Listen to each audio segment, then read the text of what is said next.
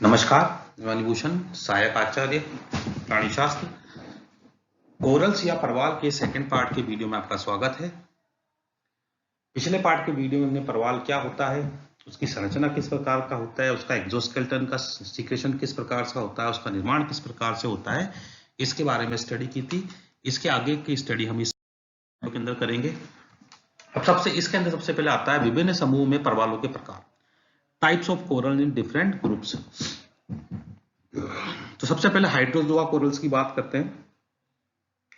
Hydrozoa corals में कुछ वंश आते हैं जैसे मिलीपोरा, हाइड्रोजोआ जो कोरल्स आते हैं उनका जो ऑर्डर है उसका हाइड्रोकैरिलिया ऑर्डर है। उसके अंदर कुछ जीनस आते हैं जैसे कि मिलीपोरा, स्टाइलेस्टर, डिस्टिकोपोरा ऐसे हैं जो कॉलोनी में रहते हैं और स्थूल शाखादार कैल्शियम एक्सोस्केलेटन का सीक्रेशन करते हैं।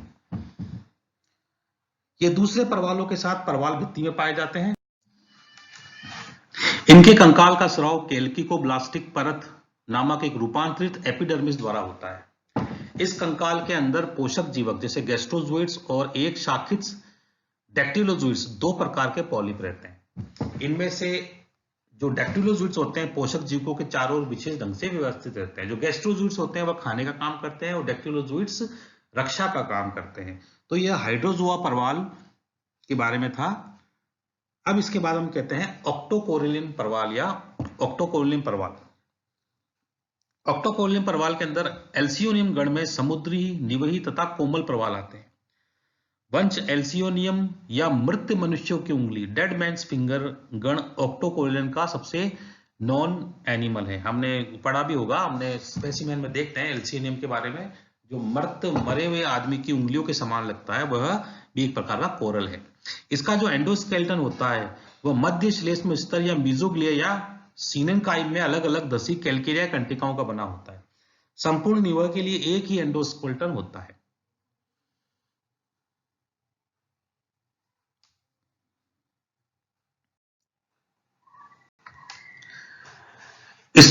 स्टेलोनोफिरा ऑर्डर के अंदर ट्यूबिफोरा म्यूजिका या ऑर्गन पाइप परवाल नामक एक कॉलोनी परवाल पाया जाता है।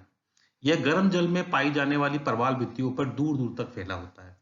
इसका कंकाल श्लेष्म स्तर कैल्केरिया कंटिकाओं का बना होता है जो समानांतर एवं ऊर्ध्वाधर नलियां बनाते हैं और प्रत्येक नली में एक पॉलिप स्थित होता है। यह पॉलिप पार्श्वीय मंचों द्वारा परस्पर जुड़े रहते हैं। लोहे के लवणों में उपस्थिति कारण यह रंग में लाल होता है। इसके बाद सिनोथिकेलिया गुण आता है। इस वंश में हीलियोफोरा जो नीले परवाल या ब्लू कोरल के नाम से जाने जाते हैं, उसके निवह में स्रावित कैल्केरिया कंटिकाओं के स्थूल कंकाल या परवालक या कोरिलम का निर्माण करती है। कंकाल की सतह पर बड़ी बड़ी गुहिकाओं में पॉलिप पाए जाते हैं। मतलब ब्लू कोरल होता है जो कोरलम बनता है, उसके अंदर बहुत सारी बड़ी बड़ी कैविटी पाई जाती है, उसके अंदर ये पॉलिप्स रहते हैं। इसके बाद आता है गॉर्नेसिया गण।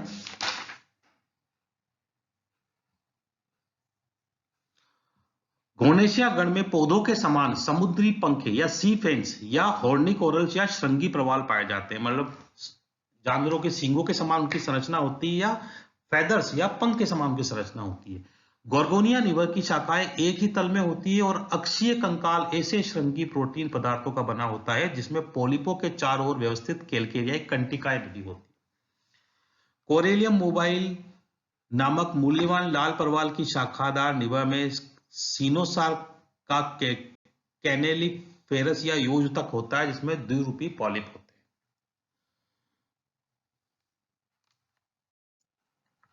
अक्षीय कंकाल की कंटिकाएं कैल्शियम कार्बोनेट या में धसी रहती है और मूल्यवान लाल कठोर परवाल बनाती है जिससे आभूषणों में प्रयोग किया जाता है। मतलब इसका यूज ज्वेलरी के अंदर भी किया जाता है।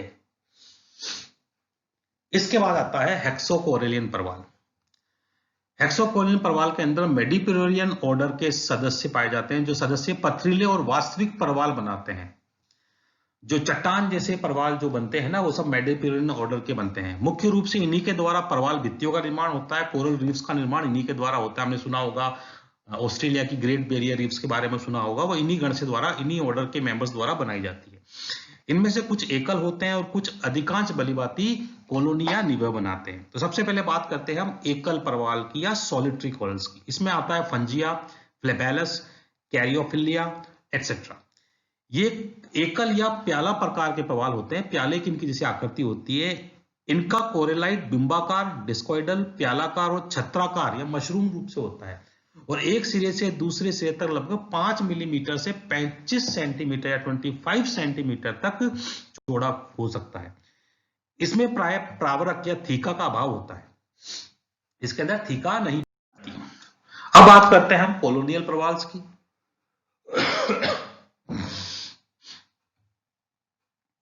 अधिकांश पथरीले प्रवाल निवयी होते हैं जिनका कंकाल या कोरेलियम प्लेट की भांति या गोलाकार प्याले की भांति या फूलदान के आकार का होता है।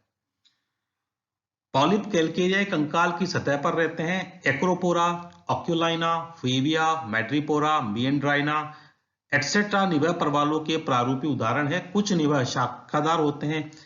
एक्रोपोरा या स्टैगहॉर्न प्रवाल में इधर उधर फैली शाखाओं वाले निवह के शिखर पर एक प्राथमिक पॉलिप पाया जाता है। ऑक्यूलाइना के समान कुछ प्रवालों में पॉलिप काफी दूर दूर और अलग अलग प्रवारकों में होते हैं। फेबिया एवं एस्ट्रिया के समान अन्य प्रवालों में प्रवारक एक दूसरे के इतने निकट हो जाते हैं कि उनकी भित्तियां परस्पर मिलकर एक हो जाती है।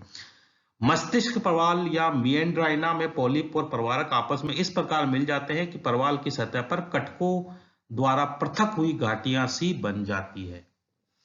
तो यह कॉलोनियल प्रवाल्स के उदाहरण थे जो किस प्रकार से ये प्रवाल्स बनाते हैं और किस स्ट्रक्चर के बनाते हैं। तो इसमें बताया गया कि ज्यादातर जो बड़ी बड़ी चट्टानें जैसे प्रवाल्स बनते हैं वो सब मेडिपोलेरिया ऑर्डर के मेंबर्स होते हैं और उन्हीं के द्वारा बड़ी बड़ी रीफ्स बनाई जाती है जिनको हम बैरियर रीफ्स कहते हैं, मतलब चट्टानी प्रवाल कहते हैं।